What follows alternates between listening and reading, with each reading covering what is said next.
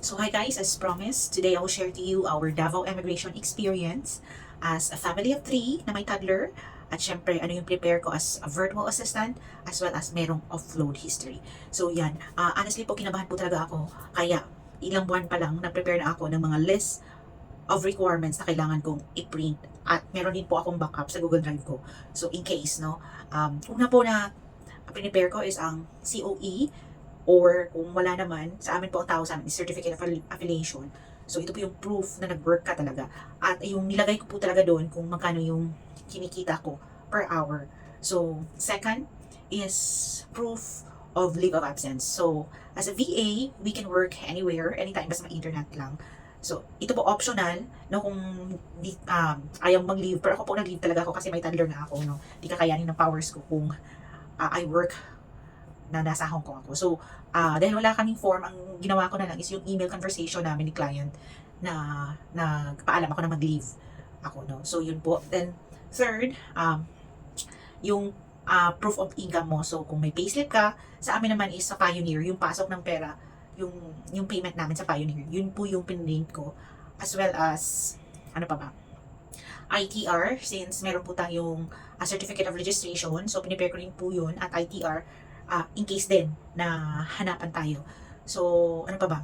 Nag-prepare din po ako kasi nabasa ko na yung iba hinahanapan ng financial statement of account ng kanilang banks. So, ginawa ko is, namili lang po ako ng isa since may CIMB ako and I can request online ng bank certificate at statement of account. So, yun din po yung ginawa ko.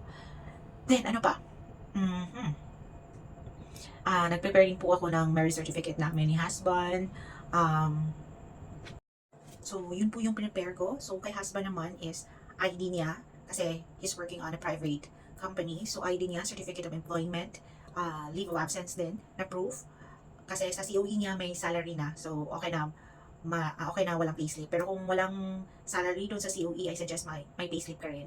So, para kay baby naman is ano lang, birth certificate, no? Tapos, nag-print din po ako ng tickets namin, no? Round trip tickets, then hotel reservation namin, na-confirm talaga na nag-book kami, then mga activities namin. So, yung itinerary namin, gumawa talaga ako. No, nag-print talaga ako pa, in case hanapin sa amin doon.